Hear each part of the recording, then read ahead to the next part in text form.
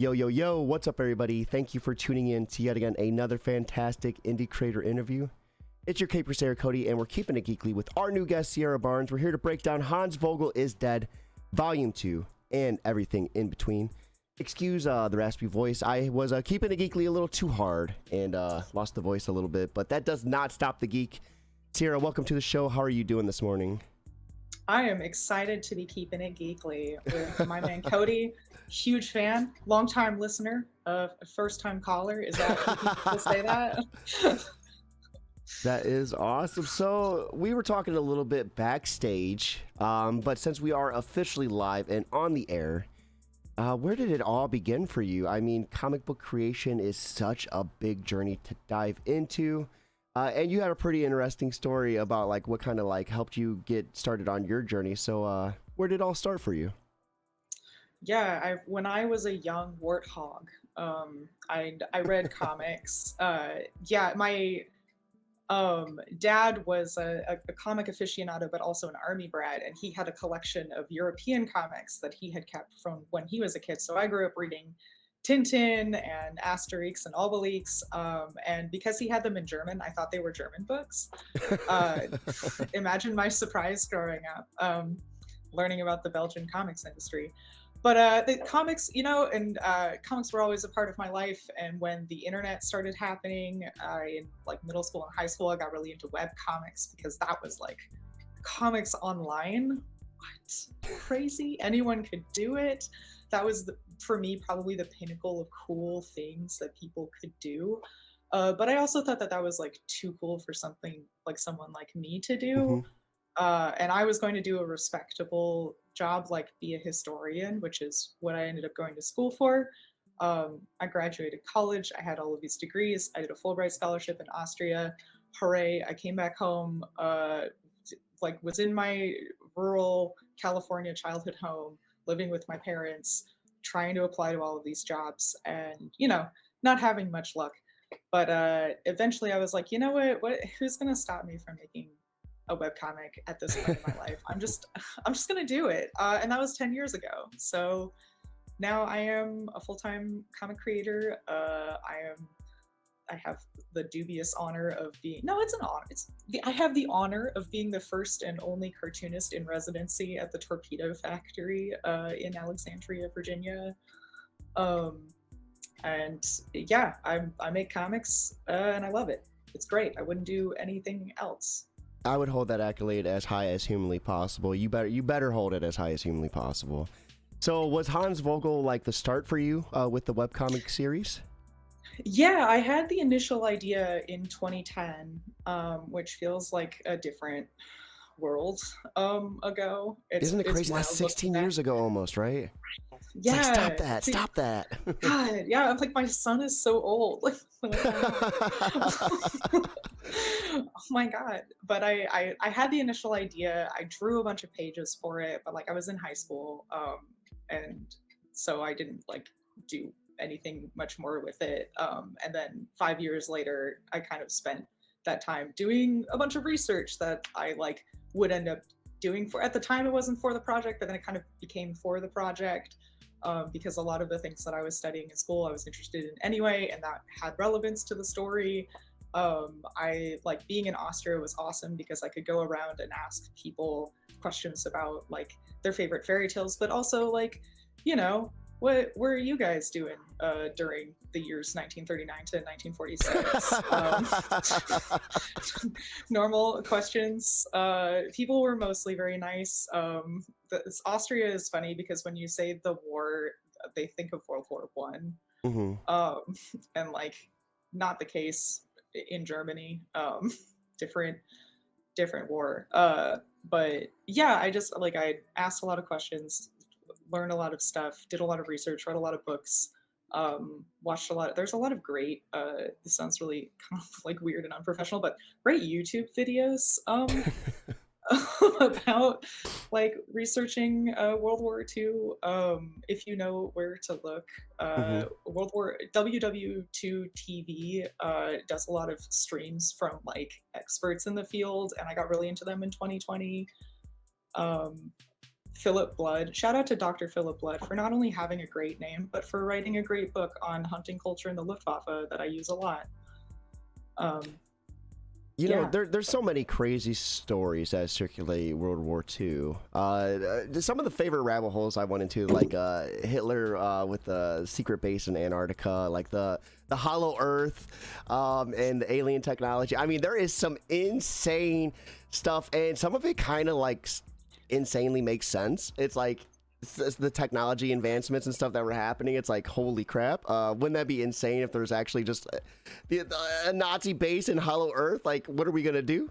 I love when stuff from real life bleeds into comic books, right? Like, you took your study and there's so much there. Like, why not run off with it? I was always told, write what you know best, and it sounds like you did that to the T.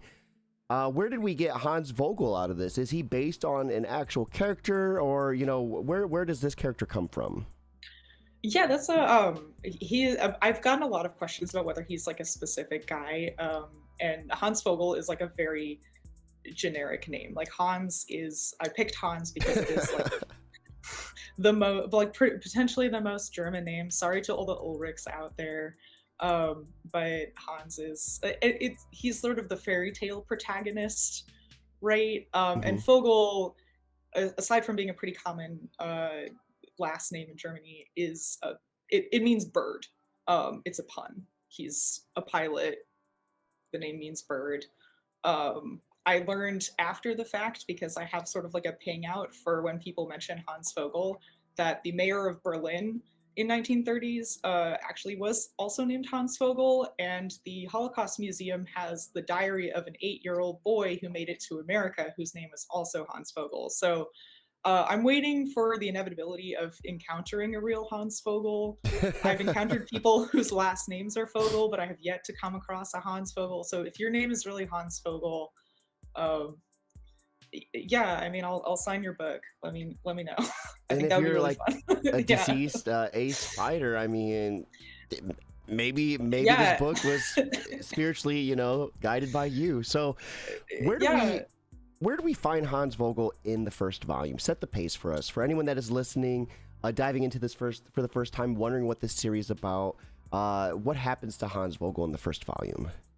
So Hans is a German pilot in World War II. He is fighting with the Luftwaffe in the Battle of Britain. And in the very first chapter, this isn't a spoiler, also it's in the title, he dies. He gets shot down and killed over the Battle of Britain.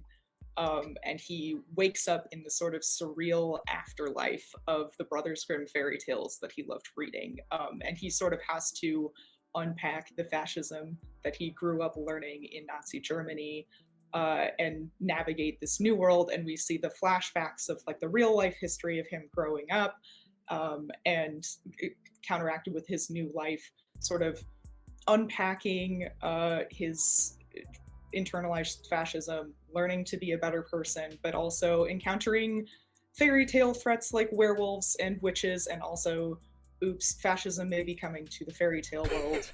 Is he going to do better this time around? So were these fairy tales inspired by your talks with the people from Austria? Like, are those like fairy tales that are just directly from that part of the world? Yeah, so I do try, like, fairy tales are hard to say like that they're from somewhere. I like the term collected in better, because it, like, if you're going to start doing like, where is Little Red Riding Hood from, like, okay, we'll be here all day. Everyone has a version of this story. And some of those are really dark too, right? Some of those are pretty horrific. My favorite, like, the Grimms are like some of my problematic faves, and my favorite part about them is that their collection of fairy tales was their linguistics PhD. So they were collecting stories not based off of content, but more based off of like, does this show the dialect in an interesting way? Which is great, because that means they weren't editing for content, so like you get things like weird messed up stories where moms eat their kids, and then like all of the stepmothers in fairy tales are later edition edits, because most of them were just the moms Hmm. in the original stories. But then you also have stories that are just like nonsense. Like so much of German folklore is, hey, my cousin went over to that castle over there and he saw a ghost and then he died. Whoa.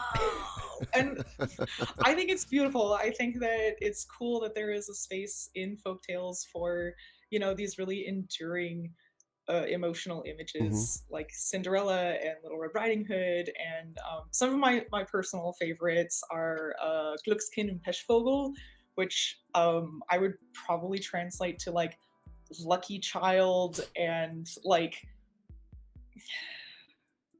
Glückskind like literally means lucky child, like or like a Hmm. lucky duck would be like an equivalent English expression. But a Pechvogel is a word for like an unlucky person, but it literally means a bird covered in tar. And it's just about a princess who gets everything that she wants, and then she meets this like unfortunate little poor boy, and she tricks her dad into like basically letting the poor boy hang out with her because she gets everything she wants. And I'm like, I don't know what moral lesson I'm supposed to be learning from this Yeah, story, but this is this is going all rad. over I'm like, hell yeah, let's go. and they used to Sick. tar people back in the day too. So I wonder if that has any correlation, like with the tar bird meaning.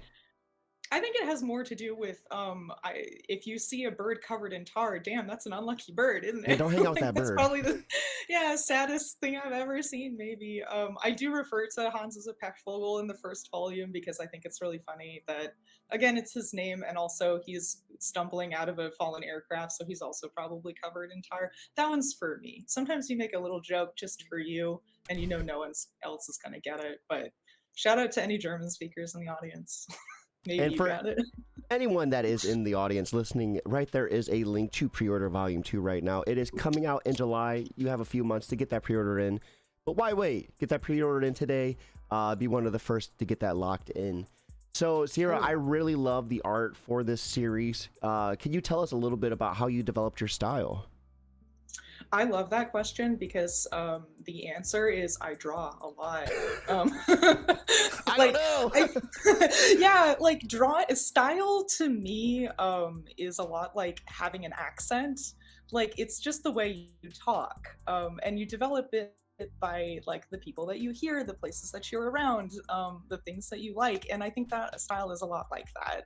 Hmm. It's mostly there because that's the way that I find is like makes sense to draw for me. But I also love looking at like I'm such a sucker for 19th century woodcut Hmm. engravings. Like that is my jam. I love ancient art. I think that like ancient Egyptian tomb reliefs, no one was doing it like them.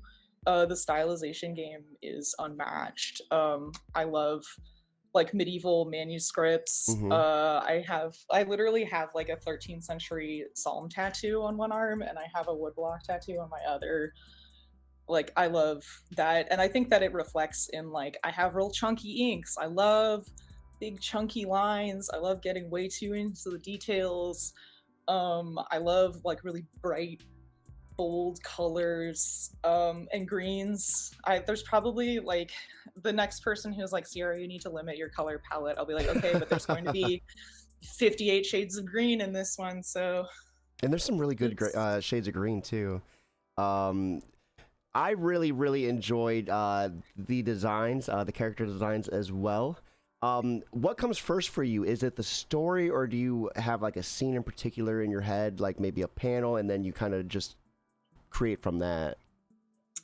I had the characters rattling around forever. And they've like changed quite a bit since the initial iteration, but like sort of I have characters, I have their basic traits, I let them run around for a little bit, and a lot of times there's a lot of research going on in between. But I had sort of Hans as this like kind of he's kind of a wimp.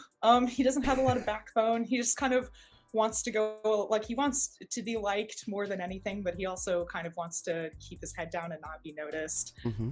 And sort of once I figured out the setting being Nazi Germany for him, I was like, okay, so the narrative heart of this book is sort of like what you have this. I feel like growing up in America, And watching Indiana Jones movies, you have this idea of Nazis as being like these like almost automatons, these like inhuman monsters. And the more research I did into it, I'm like, oh no, the really scary part about them is that they are people. Yeah. And they're like you and me, and you can be friends with them and related to them, and like, and that's the real horror to me. So I wanted Hans to be like a guy, Yeah. but also he's a Nazi. So you have this like tension. I just got this email from someone who had read the first book, and it really made my whole day, because he was like, I want to like Hans, but part of me can't like him because he's a Nazi. And I'm like, that is exactly what I'm going for with him. And you know, he changes over the course of the book, and he has to confront himself. But this fundamental dichotomy of like wanting to be a good person, Mm-hmm. but like not growing up in a world or a society that lets you be a good person. And if you remove that society, what do you do then? That's really what I'm like wrestling with here. And then there's Reineke, who is the little girl character, and she's perfect. She's never done anything wrong in her life. She started perfect. She's perfect now. That's it. You can like her. You don't have to feel weird about liking her. That's fine. I really think that's an interesting concept to tackle. Having someone who's initially, you know, not one of the good guys, struggle with that and kind of reform throughout the book and try to change his ways. It's always interesting to look at it like that, I guess, because you're right. I mean, some of these people, that's you have your Nazis, like the skinheads, the, you know, the swastikas, people who blatantly show it. Then you have your ones who hide it. And those are the scary ones, right? Because it's like, those are your politicians, those are your people in higher power, police, people who are supposed to be saving you. You don't know who they really are until they actually show you. And I really think that's a cool concept to tackle. What kind of inspired you to go that route with this character? A couple of different things. I was doing a study abroad program in Trier, and the woman I was staying with, very nice older lady, who was perfectly lovely. And you know, we're getting along great. I was studying at the local university, and one of the things I had to do was I had to print out a paper. So I go, you know, I ask her to use her printer, and I go into her computer room and turn on the light, and there's a framed photo of three men, two men in a Wehrmacht uniform and one man in an SS uniform. Oh, Jesus. Just on the wall. And I'm like, you know, I'm a little freaked out. I'm a little bit like, okay, like, whoa, what's going on there? So, you know, I go back downstairs and I'm like, hey, Frau Nillis, what's the situation in who are those guys? And it was her three brothers. Yeah, and it was just this like, oh yeah, I'm here, and these are people, and like, to this day I'm a little bit like, man, you didn't have any other family photos you could put up in the computer room? That's the family photo. Yeah, that's the best you got. But, like, yeah, maybe take another photo. And it was funny because her mother was still alive, and we would go and see her occasionally, and I wanted to ask her all kinds of questions. She refused to talk to me because she thought I was Russian for some reason. And like, you sort of encounter, it's one thing reading about it in books, and you encounter real life people for whom that was their lived experience. And it is a completely different smack in the face. And part of my concern was that I was like, hey, you know, I grew up thinking that Nazis were this one-dimensional evil villain like caricature. Are people going to be able to recognize what a Nazi is if they're not wearing armbands and jackboots? I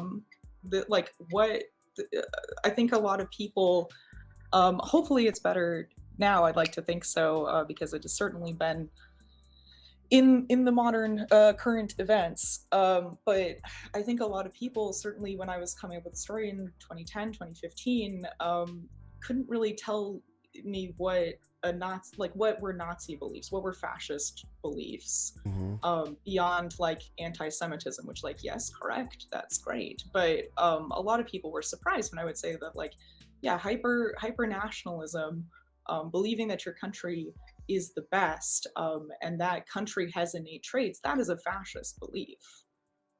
Um, like the idea of these like firm innate hierarchies is a fascist belief.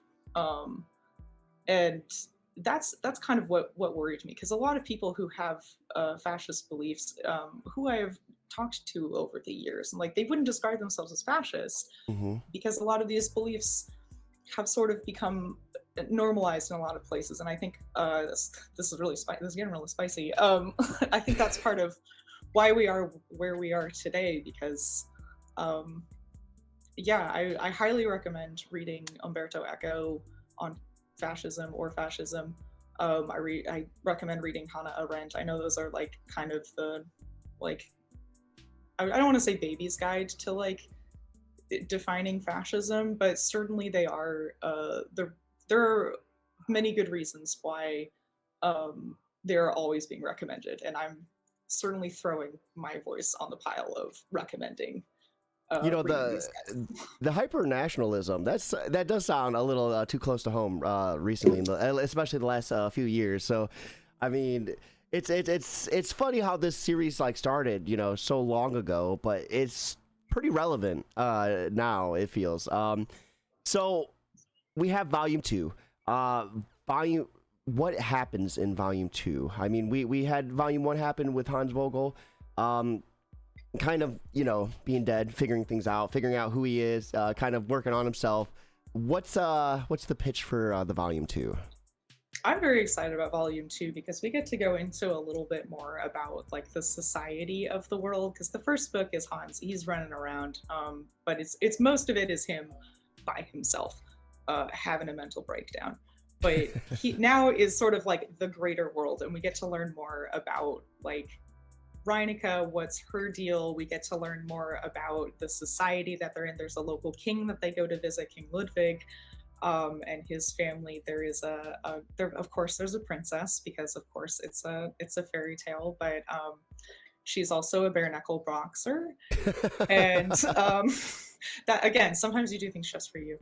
But there is a lot of the discussion about like, okay, here is the society that we've built up, and also what is the threat of fascism within the society. We learn more about the Erlking, who is the big sort of foreboding baddie of the Hmm. series. And while we haven't quite met him yet, his shadow is growing longer and darker. And I think that um, that sort of reflects living in the shadow that we've all been living under for the last couple of probably 5 or so years, trying to get that feeling of ominous foreboding in the text. And to top it all off, it's got my favorite theme of, or I guess genre flavor perhaps, of folk tales, which is the wild hunt.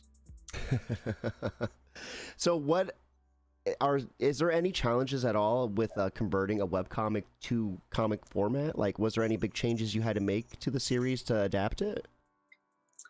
Yeah, I've had to format this book so many goddamn She's like, I times. don't even want to talk I've about it. Oh my god. To be fair, when you're making a web comic, they just let you. It's not like anyone was telling me what to do. I was just figuring it out on my own. So, especially the first chapter, like I didn't have a standard page size for the pages in the first chapter. I was just kind of drawing them and throwing them up there. So they had random DPI, they had random dimensions. Bleed, who's that? I don't know her.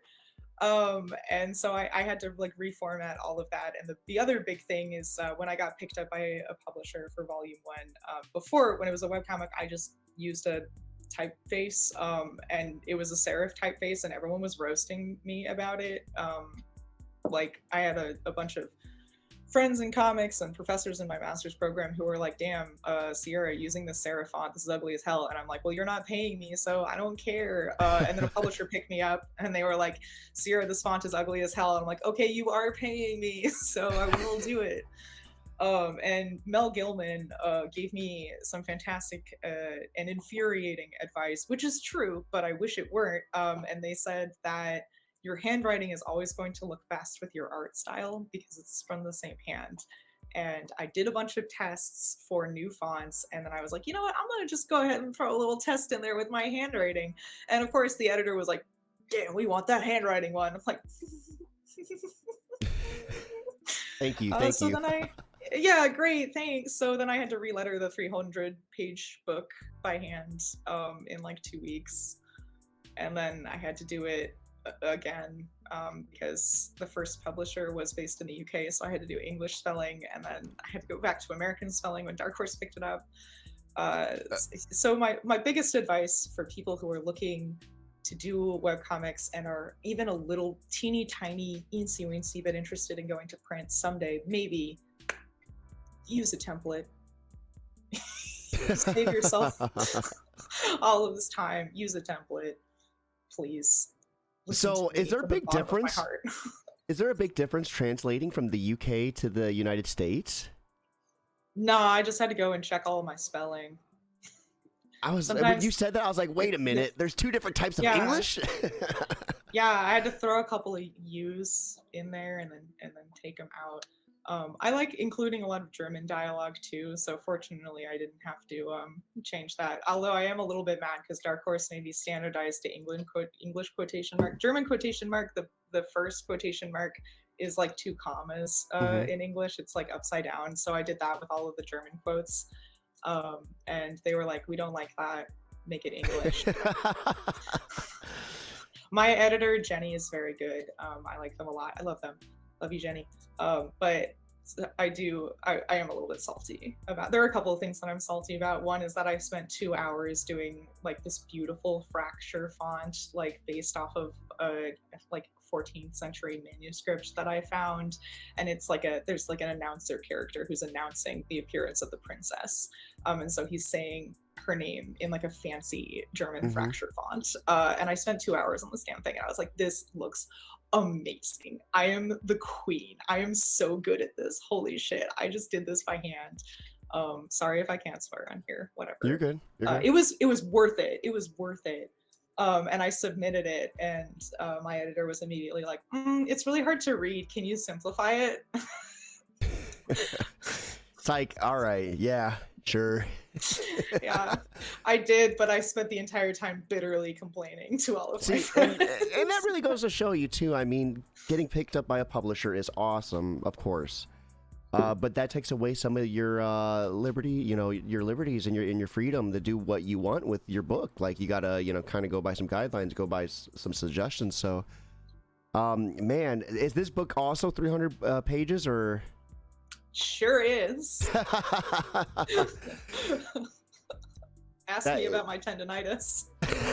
That is awesome. So once again, guys, right here is the link for the last time. Help me shut up by pre-ordering it. 300 pages for $29.99, dropping July 14th from Dark Horse. What's your favorite part about creating this series? All of it. It's one of those things where it's like I love every stage, but also I complain bitterly during every stage. But I can't help myself. I love doing the research. I love Yeah. like sketching out pages and making it real. I love writing scripts and getting to like have banter between the characters. I love inking it, making it feel like it's coming to life. Coloring sucks. Actually, I hate coloring. It's fine.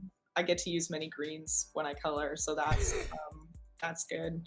But everything else, yeah, I love. People ask me like, why don't you have a colorist for this? And I'm like, I love that question. I don't. I hate that question. The answer is this is my project, and I'm sure that I would be a monster to work with on my child, my horrible son. So what I love about it so much. coloring is adverse for you? I mean, is it just the color theory, putting colors down, or just the extra work? Yeah, I feel like a lot of it is just sometimes I feel very insecure about my colors. I am a self-taught artist, so a lot of it has been a trial and error experience. I know like part of my reformatting for book one was that because it was drawn for a computer screen, all of the colors were super dark, which Oh is another problem when you no. are a self-taught artist who primarily works digitally, is that you have to sort of get into the habit of like not only CMYK but also like sometimes I will like print out random comic pages just to see how they print like Yeah. on my home computer and know if I have to like lighten or darken. It has been a learning process. I think that like and you know, with any webcomic, I part of why I enjoy webcomics so much is you can see the growth of the artist over like the time that they are working on the project. Oh, we got some Hmm. people back here a little bit. Hey, they're keeping Sorry. it geekly too. No big deal. Yeah, exactly. This is a public art studio, so you never know what's gonna happen. But like, yeah, you grow, you improve as you are doing the story. There really isn't any. It's my advice for anyone trying to get better at art is just do the art a Yeah. bunch. And that's really the case. I'm sure that in like I used to think that my inking was like my least favorite part and that it was my weakest, and now I think that it's my best. And I'm sure by the end of book 3, I will be like, coloring is the best, inking sucks, or I'll find some new thing to be not happy about. But yeah, you know, you gotta always be striving to be better at something. Right now, I'm striving to be better at colors. So we got a mention of a book 3. How long is this series like looking to last for? Do you have any sort of roadmap laid out, or? I do. Book 3 should be the last book. Hopefully, we can arrange for um, Dark Horse to pick up book 3. So go tell your friends, tell your enemies, order book 2. Hooray! Um, but yeah, book 3 should be the last one. I have an outline. I've started working on some scripts for it. I've started doing some preliminary research for it.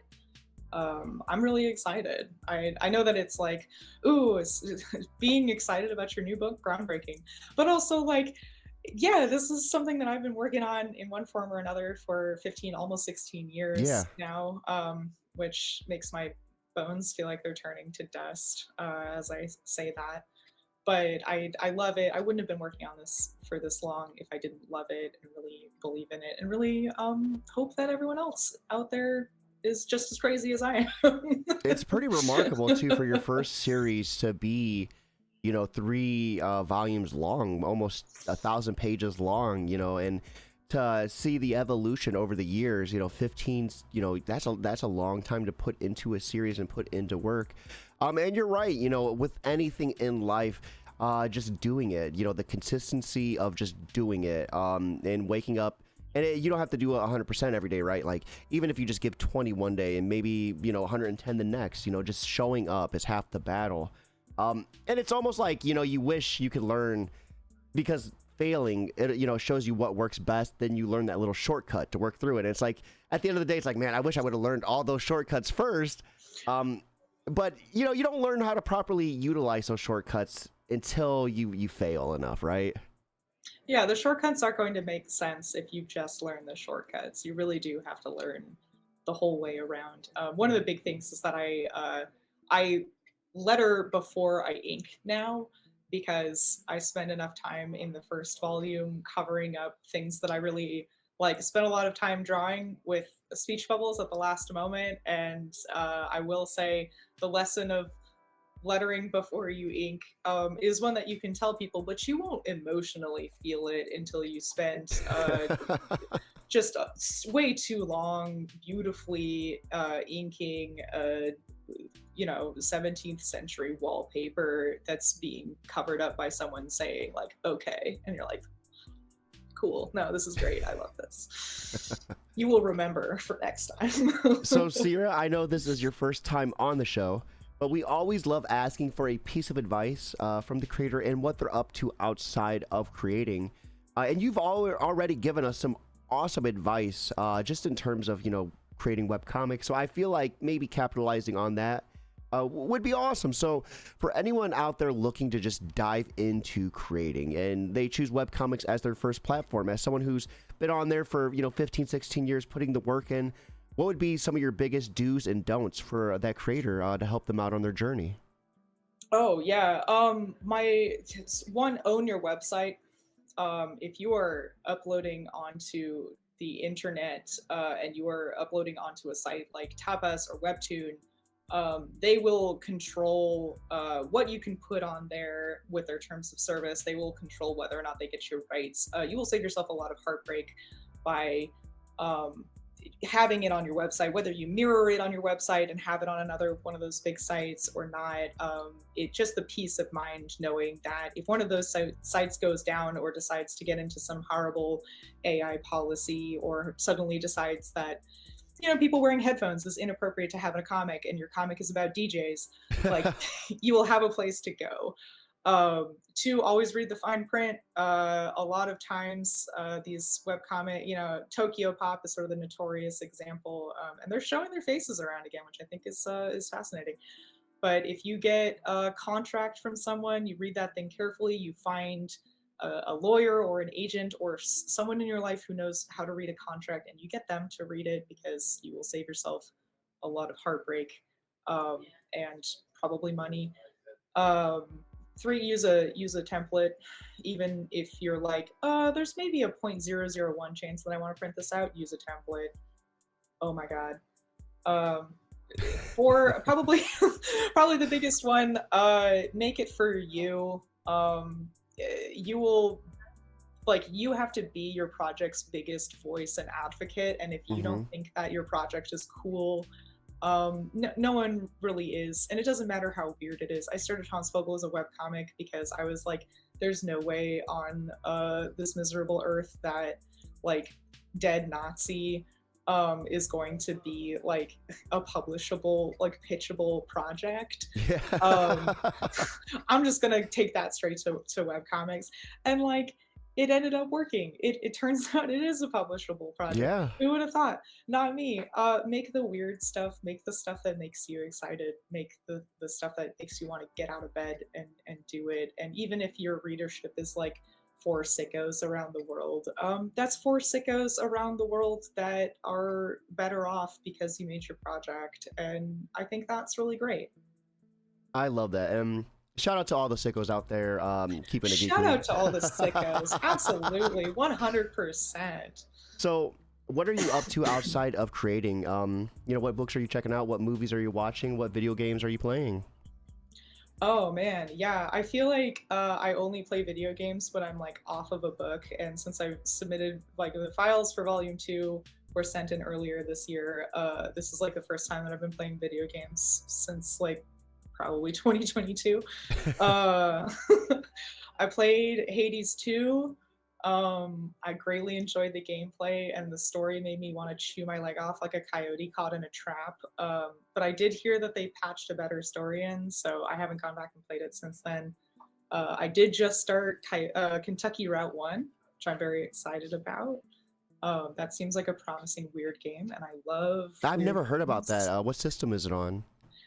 I think it's on. I'm playing it on Switch, but I think there's a PC and I'm sure other console versions too.